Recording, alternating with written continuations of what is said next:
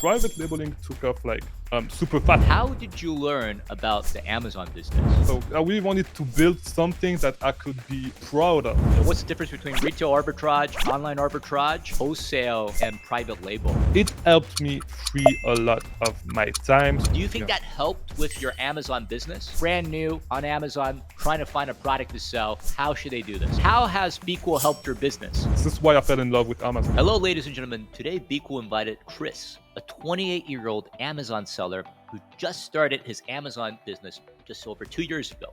He never had a full-time job, and he started with private label after he moved from the beautiful country of Belgium to Miami, United States. Now he's an expert in sourcing using online arbitrage. He's a six-figure seller. Let's welcome Chris to our show today. Thank you. It's an honor to be here. So Chris, could you tell us a little bit more about yourself for the people who don't know you yet? So you've said a lot already. I'm not going to do a better job than you, but my name is Chris Mangunza. I come from Belgium. I studied business and I started my Amazon business, as Samuel said, close to two years ago. You know, I've done a lot of freelancing and other business, and now I'm fully doing Amazon. So what did you do before you started your Amazon business? So I studied marketing, and so I was doing a lot of marketing consulting, specifically SEO, graphic design, also everything that goes into making a website, making sure that it ranks for local business mainly. Did you do any other business before? This is the first business with which I actually made money, that I started to make money with.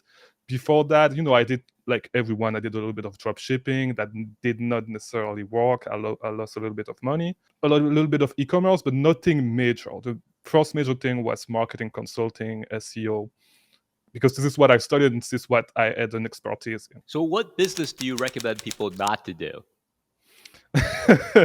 I don't think there's bad businesses. It's just about what you know and what you're never going to waste your time. Even if you start doing dropshipping, if you start doing SEO, even if you do not necessarily know a lot about it, you are going to develop some skills, of course, that are going to translate into other business. And it's the same thing with Amazon. You know, maybe Amazon is not going to work for you, but you're going to learn some great skills that you can apply in the next business that you are going to do. So let me ask you, as a foreigner in the United States, how did you start your Amazon business? So the thing is that I studied in the United States, and after the first 2 years, you have a work permit, which is going to allow you to have a social security number and do all that stuff, open bank accounts, open companies. So it did not really affect me. Like, being a foreigner is not something that held me back, because I could do the same thing as any person born in the United States can do. What about the taxes? How does that work? It's pretty much the same thing as if you were an American person, because if you are, and I'm not an accountant, so do not unreliable. This is not tax advice, but if you are for 6 months in the United States, you need to report your income to the IRS. So whether you are an international student like I was, it does not matter. If you've been in the US for more than 6 months, you need to report your income to the IRS anyways. So it's going to be pretty much the same thing. Could you share, how did you learn about the Amazon business? So I learned about it by watching some videos from, I'm not sure if I can say the name of the company because it's Jungle Scout. Yeah, I'm not sure fine, if it's okay if it's fine? Yeah, it's all right. All right. We're open to competition. Competition is good for the industry. So I was pretty broad. It was at the beginning of COVID. I'm not sure it was the beginning, but I was, my business was doing pretty great with consulting and stuff, and I was only working 4 days a week. And to be honest, like, I need to be busy or I get really bored, right? I'm like that kind of person. I need to do stuff.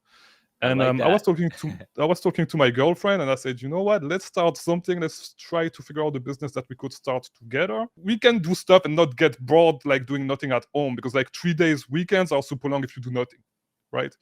So we started looking at videos from Jungle Scout. They had great series if you want to start private labeling, and this is where it's the million dollar exactly series, yeah. right? Yeah, I like that. I like that. It was yeah, great. I think I watched season 3. It was season 3 at that time, and I said, it looks pretty easy. It does not look that difficult. Let's try it. And this is how we started selling on Amazon. I think it's so great what you say. Like, instead of having nothing to do, and then when you have nothing to do, you start. The girlfriend might go out. He might go buy something. He might have all these other ideas. You are channeling that to good hobby that makes money, right? That does business. Exactly. It was Yeah, it like was not really it's a hobby, terrific. but yeah, it was more like building something, starting a project to because at the end of the day, if you were not working at all, you would be bored at home. You would not know what to do because you're not working towards something, right? And I felt like really with the marketing, I reached the point where it was not really fulfilling. I don't know if you know what I mean. And so this is why I wanted to start something This is where the marketing consulting part, like the yeah, marketing exactly, consulting. because Yeah, I know yeah, what you mean, exactly, right? The yeah, clients are not like so stable. Or maybe you give them the idea and then they don't come back to you because the idea was great yeah, and they go implement it. Yeah, when you do consulting, sometimes it's like that. And then so you yeah. think that you're gonna make this X amount, but it doesn't. It doesn't happen. Yeah, yeah, Yeah. yeah, and it's not that fulfilling, especially because I was doing a lot of SEO as well. It's boring, dealing with algorithms, optimizing for algorithms, figuring out. It's boring, and so I really wanted to build something that I could be proud of, and this is where this idea of starting with physical, like selling physical products, building maybe a brand, and building upon that, building maybe an empire, possibly in the future. This is what really appealed me, and this is why we started this I project. think it's totally awesome because like when you're doing SEO, it takes a while, especially you're trying to rank for the Yeah, page. Like it might yeah, take anywhere from 3 to 6 months, and the client may hmm not willing to wait that long, and then you have to exactly. wait for it to rank higher. But then hmm with Amazon, you can see the results immediately, Yeah, and you yeah, could get payment for every item that you're selling, and it's like exactly. ka-ching.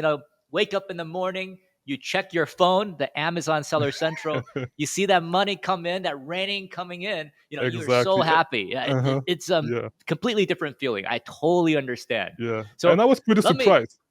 yeah, you're surprised. Okay, why are Yeah, I you was surprised surprised? because the business worked really good. I did not think, to be honest, I just started the business. I said, let's see if it works. Let's see if it does not work. But like private labeling took off like super fast. I was not expecting to have the product selling without putting a lot of work into it. It was pretty easy, and I was surprised. And this is why I fell in love with Amazon. Do you think private label is as easy as before, like right now? Like, what are your thoughts about that? Like, if I'm trying to start a business right now, what's the difference between retail arbitrage, online arbitrage, wholesale, and private label? I feel like the thing is, if you make a mistake with private labeling, it's going to cost you a lot of money. It's going to cost you a huge amount of money. Like it's Exactly. going to be, yeah. So with retail arbitrage, and it's even more the case with it, like if you sell books, for example, if you start with books, you can make a ton of mistakes and it's not going to affect you that much financially. Right. If you do a mistake with private labeling, you're gonna waste $2,000, $3,000, probably more, but like at the minimum, this is the money that you're going to lose, and like some people are going to have a hard time recovering from that. Exactly. Like I think for private label, the upfront investment will be more. You definitely will get more profit margin, but you also, let's say you're getting the product from Alibaba or from another source, you got to ship it, all the way from there over. And they Mm-hmm. could also ship to the FBA warehouse as well. But there's Mm-hmm. just so many details. And then Yeah. once you get the product in, maybe for the first month, if you're new, Amazon will give you a leg up and you'll be able to sell the product. Then you got to quickly refill the product. And then that's Mm-hmm. another order. That's Exactly. another payment. Yeah. So you're Mm-hmm. looking at probably, in our estimation, usually between 5 to 8,000 US dollars if you're doing private label.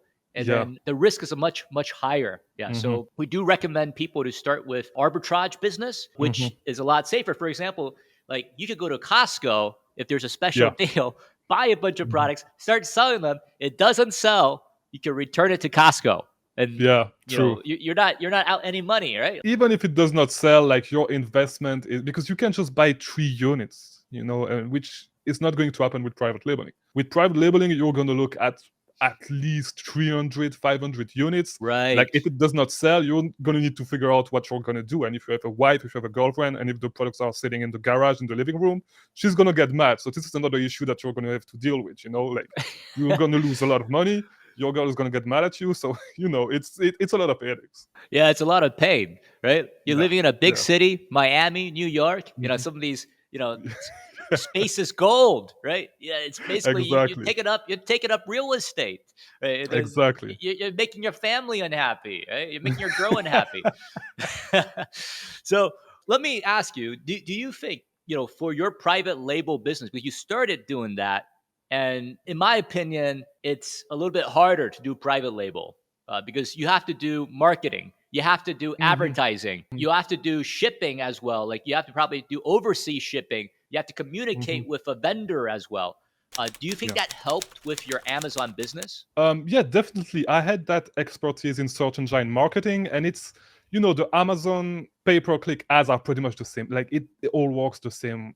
Like if you look at Google, if you look at Amazon ads, it's pretty much the same thing. So having that expertise actually probably helped me a lot when it comes to having some success with private labeling. So if you start without that, it's gonna be one more thing that you're gonna have to figure out. And like as you said, with the shipping, with working with factories overseas, or with wholesaler overseas to put your product together is not going to be easy. It's not going to be easy at all. Let's talk about, why did you start doing retail arbitrage and move away from private label? Or are you still doing both? So I'm not doing private labeling anymore, because the thing is that with private labeling, your money is not going to compound as fast as with arbitrage, and this is why I moved from private labeling to arbitrage, right? Because I started the business because I was bored, and I started running out of things to do to work on my business, make it better, compound my money and stuff, right? So I was back to square one, right? So I remember one day I was on the beach, and I because I used to read a lot. I used to read from three different books like at the same time, so a little bit here, a little bit there. And I remember reading from a book, and I think it's the $100 Startup, where he was talking about arbitrage. And this was my introduction to arbitrage. And he was talking about someone that was selling printers on eBay, and I don't remember exactly, but if someone read the book, maybe you can leave it in the comments.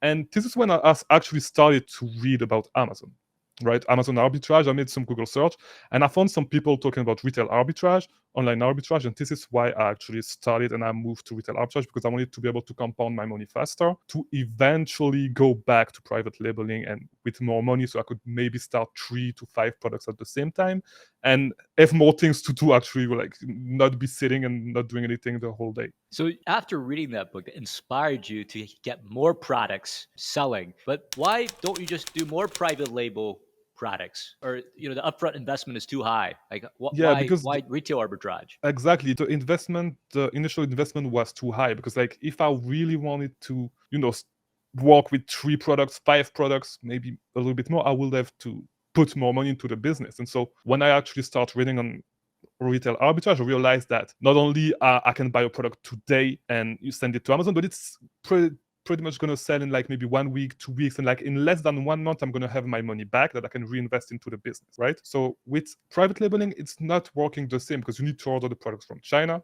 It's going Yeah. to take 1 month, 2 months, maybe 3 if you're not lucky to get to the FBA warehouses. There's a lot of things that can go wrong, and like then you need to wait for your whole inventory to sell to get your money back. So, and you only have one SKU, right? You only have one ASIN, so it's going to take time to get your investment back, right? So by doing retail arbitrage, I can have more like different products, invest a little bit of money in each product, and then sell those products, get my money back way faster, and reinvest that money. Like the inventory is going to turn way faster. And that's a great tip. So if you guys are watching this, for the audience, is you want to have turnover, you want to have cash flow. It's really important. A lot of businesses go out of business because they don't have the cash flow. But with turnover, with compounding, with a 6% compounding, you'll be able to double your money in a very short amount of time, compared to waiting for the entire year and then slowly waiting for the product to sell. And of course, Amazon also increased their monthly storage fees, and as well the long-term storage fees. There's actually even additional storage fees for 181 days starting in April this year. So definitely, this is a way to start selling and compounding your money at a much faster rate. I've talked to so many sellers, they started with just a few $1,000s. Now they're doing a few $100,000. So it's very possible to do that. Now, Chris, I want to ask you, how did you compound your money? And I heard you started with $3,000 and to do more than 6 figures now. Like how did that happen? That I actually have a funny story with the capital that I actually started selling on Amazon. So I had less than $3,000 to invest into the business, actually, at the beginning, right? And it was if I'm not mistaken, it was at the beginning of the COVID, and there was some issues with the gas supply chain. I don't know if you remember that. And so gas price went up a lot, or they went down. Something Yes. happened with the supply chain, right? So at my school, we had an investing group, right? An investing group on WhatsApp where we were talking about stocks and stuff, right? And I had a few $100 to work with, and I said, you know what? Let me try if I can see something where I can like that's gonna help me multiply my money, right? And I put a little bit of money into that stock called USO. And if you remember, I don't know if you know about that stock, but if I remember correctly, it's a company taking care of stocking gas, stuff like that. And so I was able to turn a couple $100 into like a couple $1,000. And this is how Oh, I started, wow. actually. I invested all that money into private labeling, actually. Is that the United States like oil? Like, is it like an ETF or what kind of is that It's is it stock? not. It's what kind of Yeah, it's a stock is stock. that? It's not an ETF. I don't remember exactly. It's future contract, if I'm correct, on Oh, future oil contracts. Oh, wow, derivative. I that's think risky. I honestly, if you want the truth, I just knew that there was something going on with the price of gas. I read Right. what the guys were saying in the WhatsApp group. I just put the money. I said, you know what, whatever happens, it happens. And so it turned into a couple $1,000s. I invested that into the Amazon business. I did private labeling. I got my money back. I reinvested into retail arbitrage, flipping the money over and over. And this is how I grew to have enough money to start online arbitrage, and then the money grew a bit faster as well. And this is where we are right now. So you're like from Europe, right? You're from Yeah. Europe. Yeah. Napoleon, I Hmm. one of my favorite generals, he said something about this. He said, "Do you believe in luck?" And Napoleon replied, and he says, "Always believe in bad luck, so I prepare accordingly." Yeah. So in this case, you prepared for the worst. You're willing to lose the money, but then Yeah. it was better than your expectation, and it just Yeah. started to Exactly. multiply. So having that Exactly. abundant mindset, be willing to take the opportunities, Uh-huh. that will give you a better chance to have more luck, right? So you Exactly. put the Yeah. opportunity in, you put the hard work in, you're at the right place at the right time. And Exactly. the U.S. oil went back, and it's Hmm. very interesting too. I'm not Yeah. going to get too much into it, but I just want to tell everybody the U.S. is actually the largest producer of oil right now. They have the ability; they're self-funded, so they no longer need to rely on foreign oil. Yeah. So at the same time, they also have environmental deals in place to help people to get off oil, which is ironic. Yeah, but yeah, and we'll talk about this later about oil, about the U.S. economy. These topics fascinate me. But back to Amazon here. Can you show people, what are the best ways, if they're starting do manual sourcing, like they're brand new on Amazon, trying to find a product to sell?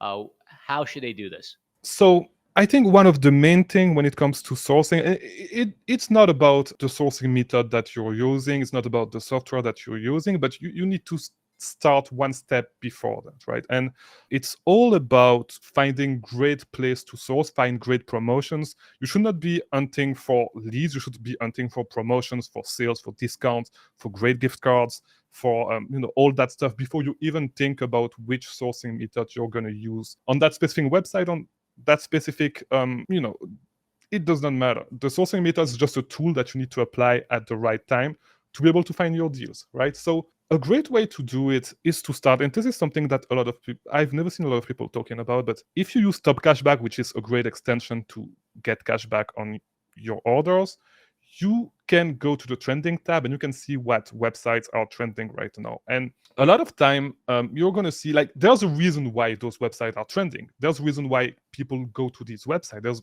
It's probably because there's a great promotion going on, right? If you see that there's, I don't know, on Lacoste, there's 50% off, and you like Lacoste, or you source Lacoste, if you're a retail arbitrage, online arbitrage seller, you are going to go to that website, right?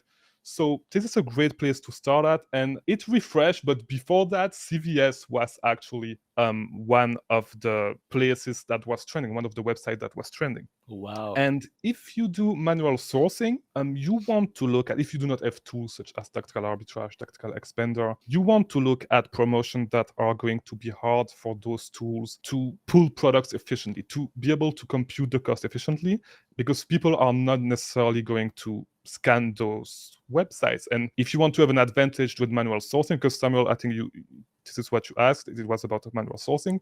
You want to look for those specific opportunities where it's going to be hard for people with software to actually go through these, right? So it's a great example right on CVS because you have a buy one, get one at 99 cents promotion, and you could make it work, to be honest. You could make it work on tactical arbitrage, tactical expander by doing some extra step, but usually people are not going to do that.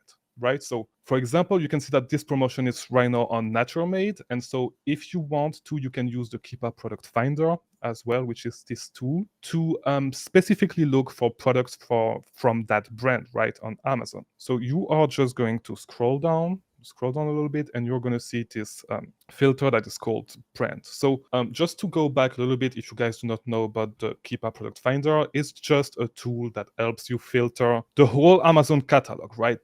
With your own criteria, right? So for example, we can put Natural Made right there, and it's going to filter down the whole Amazon catalog to just return you the Natural Made product, right? You can apply a little bit more filters. So for example, what I like to do is looking for products where Amazon is out of stock, because we do not want to compete, especially if you're a beginner, do not want to compete with Amazon. You can do it. I've done it multiple times. A lot of people on the Discord server have done it, but it's not good for beginners, right? It's you do not want to deal with that as a beginner. So you can add a few more filters if you want to, such as the buy box price, the sales rank, and just for the sake of this example, we're going to use the sales ranks. We are going to look only at products under 50,000. And here we go. So we only have 94 products to look at. So it's already way easier than the millions of products that are on Amazon, right? So we are going to filter that down, and we are going to compare that with the CVS, with the products that are on sale on CVS. And we are going to look at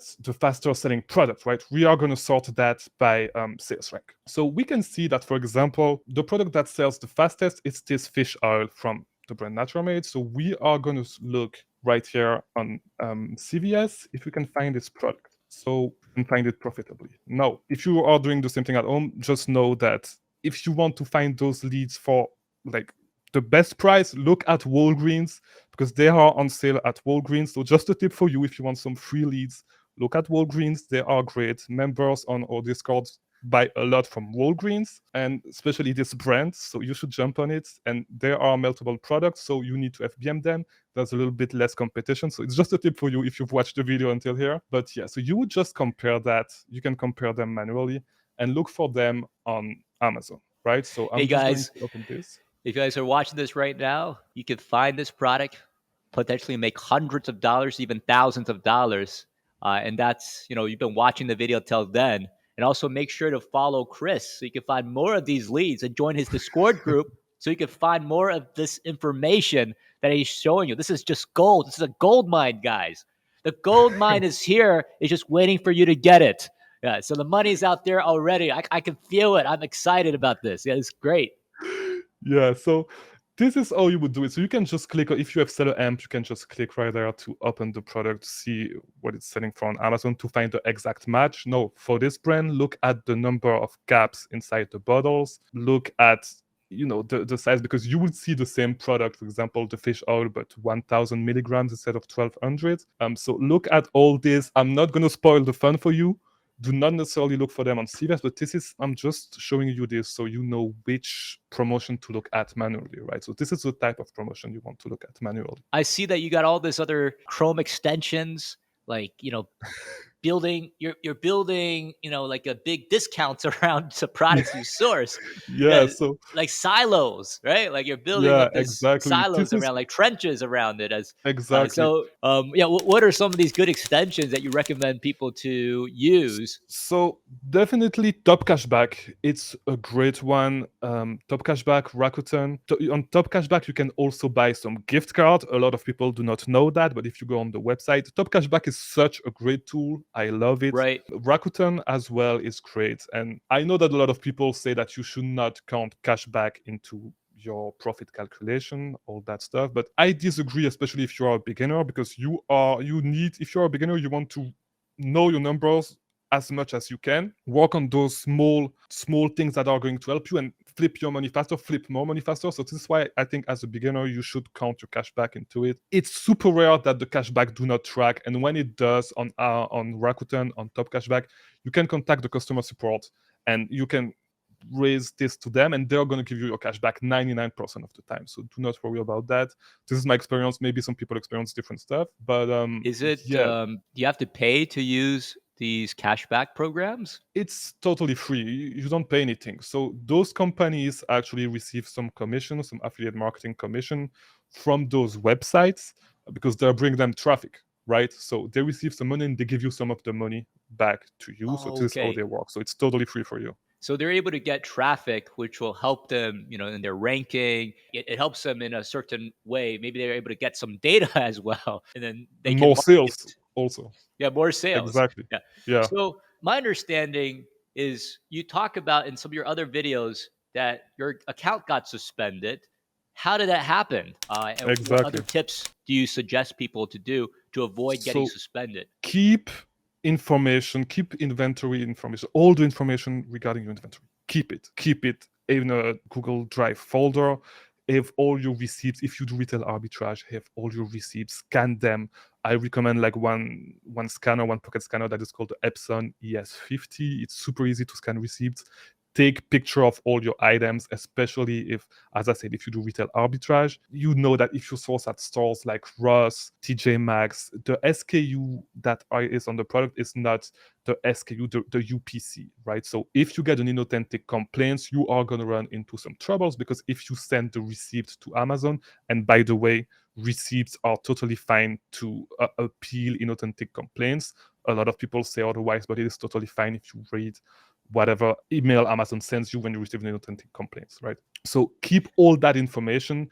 Take pictures, as I said, of the SKU from the store if it differs from the UPC of the product. So if you don't know what the UPC is, it's the barcode, right? The number. Take a picture of them one on top of the other. So with the product, of course. So if you send that picture to Amazon, they can see that, this is where you buy the product. You have the receipts, you have the picture of your products with the UPC, the SKU from the store. This product is legit because it came from that store, which is an authorized distributor. It's just like not selling counterfeit, for example, Ross, all those stores, and submit that. Keep all that. This is the most important thing, and this is something that can get you into troubles if you do not do it, right? So it's super important. Even if this is the first thing that I actually outsourced in my business, I had my VA enter into a spreadsheet every single item that I bought when I was doing retail arbitrage with the SKU from the store and the UPC. I have a video on that on my channel that will take you through all that stuff. So I do not want to bore Samuel with all that stuff because it's something that we can talk about for 30 minutes, but yeah. What about if it's a product I got from online arbitrage and I'm just shipping it directly to a prep center? So for online arbitrage, it's way easier because you are gonna get email confirmation, right, when you purchase your products, and usually you have the picture of the products with the name of the products, and you can just export that as PDF, send it to Amazon. It's gonna get resolved in a matter of hours. Sometimes it does not get resolved on the first try, and this is something that a lot of beginners get scared with. Like, it's fine, just resubmit the stuff. It's the same thing with ungating. It's the same thing whenever you deal with Amazon. Sometimes they reject whatever you send them in the first try, or they do not even read it. They reply something like with templates that do not even make sense. Resubmit your stuff, re-explain maybe in a different way, because Amazon is a big automated machine, right? And so you want your queries to get routed to the best place, so try to reward it. And it's going to be fine. Just resubmit. If it gets declined, resubmit again. You're going to be fine. Fantastic. That's great advice. Now I want to ask you, when did you start using a repricer? Actually, when I started retail arbitrage at first, this is when I actually started with a repricer. The first day I built like all the software that I needed. So Inventory Lab, which you work with, right? Because there's the integration, BQool. And at that time that's the only Keepa, of course. And I just bought all the software and I started working with them directly. I do not believe into trying to save money on some software if it's some stuff that is essential, because in the long run you are going to waste time and you're going to waste a lot of money. So just make the investment and it's going to help you a lot. You're going to make more money way faster and you're going to be able to grow your business without headaches. So why did you start with a repricer as soon as you started selling retail arbitrage? It's pretty simple. I did not want to adjust my price myself. A little bit lazy when it comes to do repetitive stuff like that, right? So I said it's better for me to just pay $25, get the basic plan, and have the repricer work for me instead of spending like 10 hours a week myself adjusting my price. It does not make sense at all. Let's just invest the $25. That's it. It's way, way easier for me. So you started with the $25 plan. What about now? Like, what kind of repricing rules are you using? Right now, I'm using almost exclusively the AI repricing rules. So if you do not have the money to invest into the $100 plan, I made a whole video detailing all the rules that I was using when I had the $25 plan, because the AI rules are going to make it way easier for you, like to have them work. They are going to work in a lot of different scenarios, while the basic rules that are not working with AI, you are going to need to make a couple dozen of rules, maybe not a dozen, but I think I have 9 or 10, to have one rule for each specific case scenario, right? And so this is why the AI rules are so great, because you can just set it and forget it and then just work on your minimum and maximum price, in my opinion. So, guys, if you're watching this video, Chris has a very special handout if you join his newsletter. And you're able to access that by joining his newsletter to see all of his repricing rules. And make sure to comment on this video as well. To this way, you're able to get all of those repricing rules. And you could also insert your email into his newsletter as well. Now, Chris, I want to ask you, how has BQool helped your business? So it helped my business a lot, not only with the $25 plan, because I did not want to sit in front of the computer and deal with numbers all the time, adjusting my rules myself, right? It's the same thing as when I was doing SEO, when I was running ads for clients. I do not like sitting in front of my computer looking at numbers all the time and adjusting it myself. It does not make sense for you to sit in front of your computer and do this if you can have a software for $25 to do it for you, right? So it helped me free a lot of my time to have more time to whatever I like to do. And when it comes to the $100 plan, I don't know if you have seen the video, Samuel, but whenever I switched my plan from the $25 to the $100 plan, I had my best day of sales ever. I think it was close to $5,000. I think it was 4,000 something at the end of the day. And That's before amazing. that, my best day ever was 2,000 something. So it almost doubled. Right? Yeah, double almost it, right? doubled. So Yeah, if you could afford it, go to the $100. If you can't, exactly. we have a plan for everybody. We don't discriminate. There's Exactly. not a big paywall, so you could start with $25 as well, and make sure to use Chris's link as well. Now, I want to ask you, can you describe a day in Amazon seller's life like yours?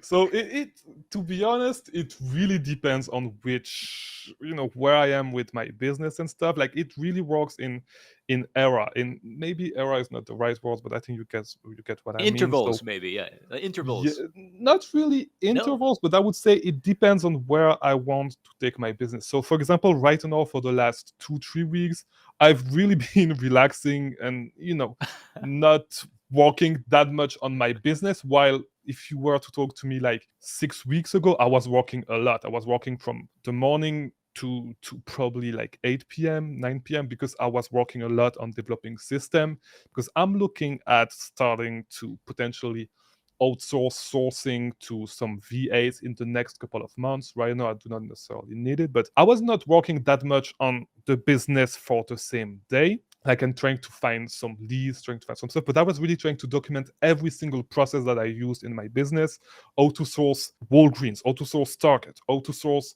Ulta. And I have videos on all those on my channel as well. But like doing something like that I call like game plans, because I'm a big fan of sports, and I'm talking about this stuff in terms of game plans, because the game plans are going to differ slightly in between websites, and trying to document every single promotion that I can find on those websites. When do they come? I was spending a lot of time doing this, right? And putting that work in is going to make your sourcing way easier on the long run, because you have all that stuff.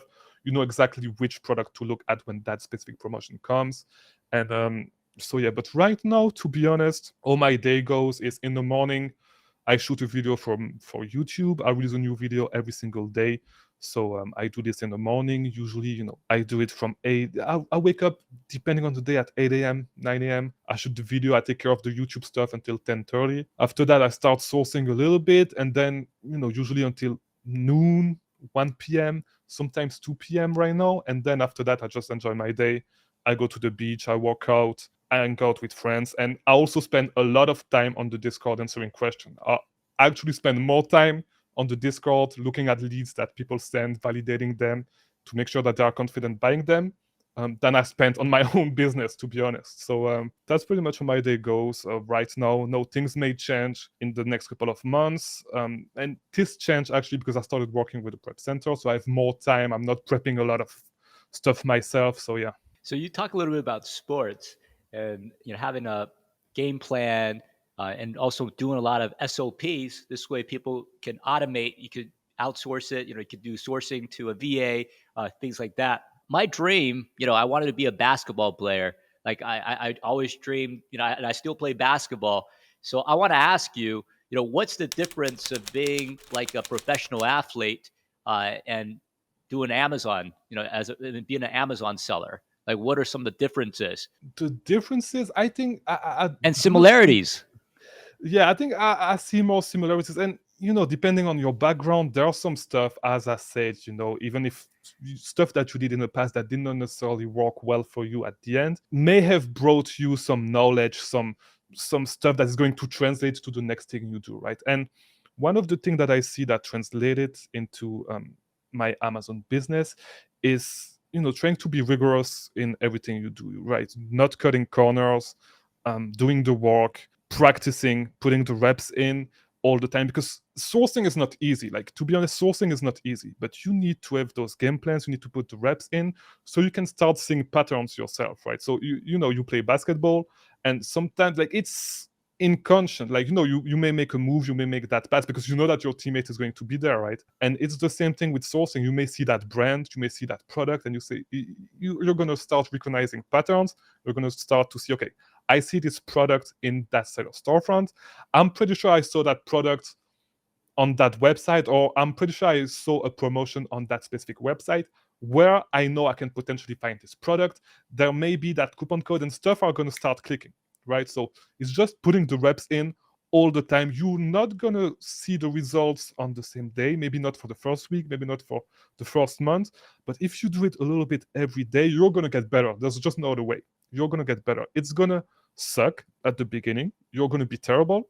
Like, it's just like with any sport. Like, if you shoot a basketball for the first time, I'm pretty sure you're not going to hit the rim, right? You're going to probably shoot an airball. It's the same thing. If you start sourcing for the first time, maybe you're not going to find a product. It's fine. Just keep working on it, improving, like keep improving 1% all the time. As you said, because we discussed a little bit before, right?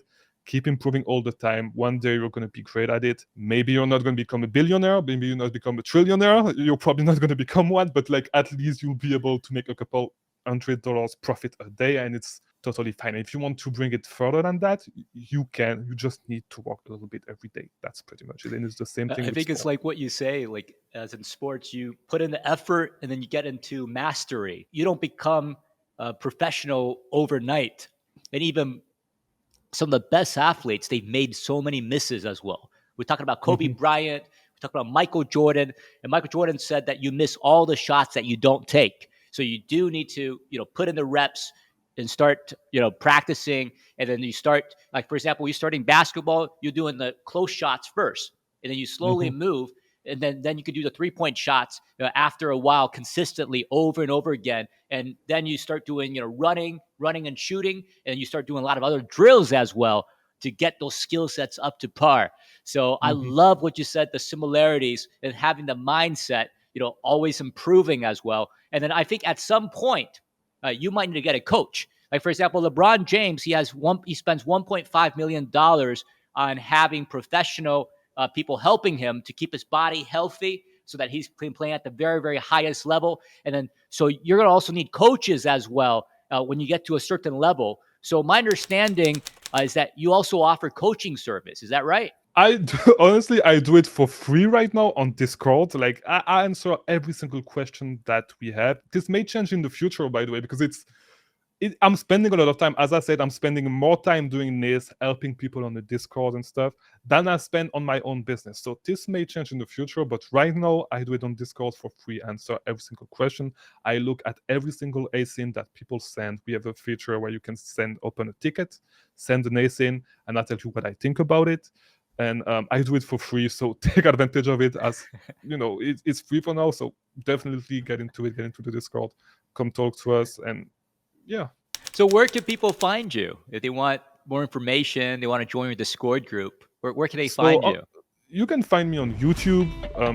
It's Chris Mangunza. You have the link in the description. The Discord. If you want to talk to me, the Discord is the best place to do it because I'm always over there. I always receive the notification on my phone. I'm always checking it every single day, multiple times a day. I just started a TikTok. I'm starting uploading on TikTok as well every single day. I'm gonna come to Twitter soon. I'm gonna come to Instagram soon. So just bear with me. I'm working with what I can right now, and I'm expanding slowly. That's fantastic, guys. So if you're watching this, if you don't remember anything, make sure to subscribe to Chris's YouTube channel and also join his free Discord group. It's free right now.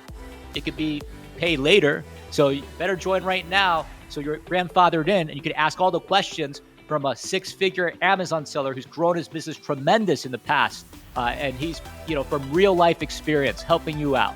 So thanks, Chris, for your time today. I really appreciate it. And we'll see you in the next one. Thank you. No, it was an honor for me. Thank you so much.